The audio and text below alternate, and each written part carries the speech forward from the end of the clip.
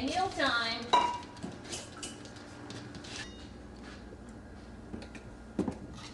Freddy was fed cow's milk by the girl who rescued him. So when he arrived at Animal Place, we were very gradual in switching him over to a pig milk replacer. Well, you know, when we get in a young animal, we have to look at ways of how we can nurture them, how we can feed their stomach, and how we can feed them emotionally. And knowing what a mother sow, how she would care for her young. There would be generally a lot of siblings he would have. They would be nestled up in that big old fat sow belly, nursing on her and just getting a lot of tactile stimulation and a lot of warmth.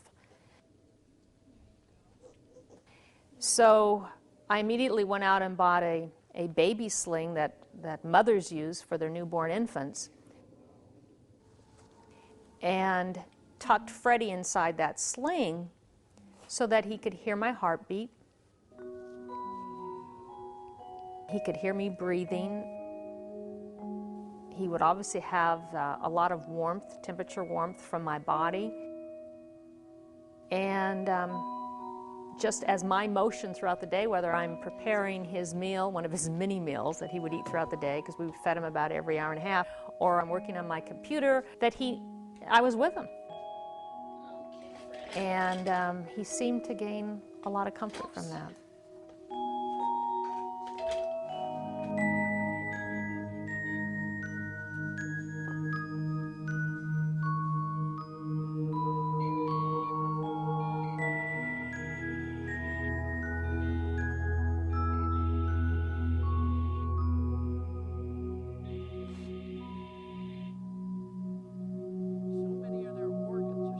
Freddy may live out his life in the security of Animal Place, yet he will never be too far removed from the ways of his wild cousins.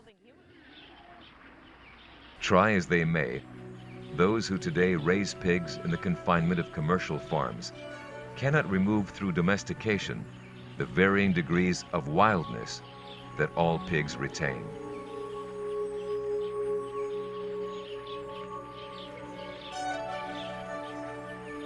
Born in litters of 5 to 6, the young piglets tend to play and sleep together, developing bonds that may last throughout their lifetime.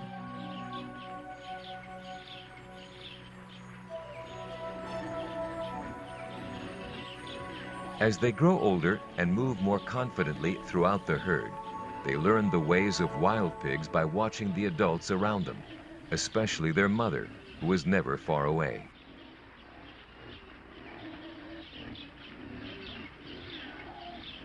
Early on, these piglets learn to root through the dirt, sniffing out tasty morsels like roots, which are part of their diverse diet, along with acorns, grasses, berries, eggs, and small invertebrates.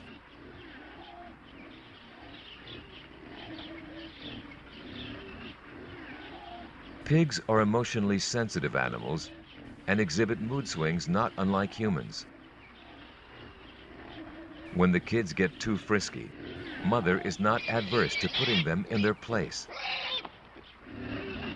It's only his pride that is hurt, but that's how piglets learn to make it to adulthood. For natural mortality among piglets is quite high. Learning to feed on their own takes months, and during the learning curve, Mother is still the best meal in town. At 6 months of age, the piglets have grown large enough to join the ranks of the other adults in the herd, and in a short period of time, they will have integrated fully into the society. Given the opportunity to meet humans, wild pigs can exhibit a side of themselves few of us would have ever expected. When Jeffrey's research took him halfway around the globe to Germany, he was informed time and again about a well-known incident that took place in the Black Forest nearly 30 years earlier. In an extraordinary experiment back in the early 1970s, Heinz Meynhardt, a German electrician, set out on an assignment to draw wild pigs away from farm fields where they were eating everything in sight. In the process, Meynhardt got to know each of the pigs in this large community, and he began to see if they could ultimately accept his presence. Meynhardt spent many months getting the pigs used to him, gaining their trust by posing no threat to their safety and security. Eventually, he was fully accepted. What Meynhardt was able to accomplish with wild pigs is no less impressive than the extraordinary relationship Diane developed with the mountain gorillas of Rwanda. Total acceptance, total trust.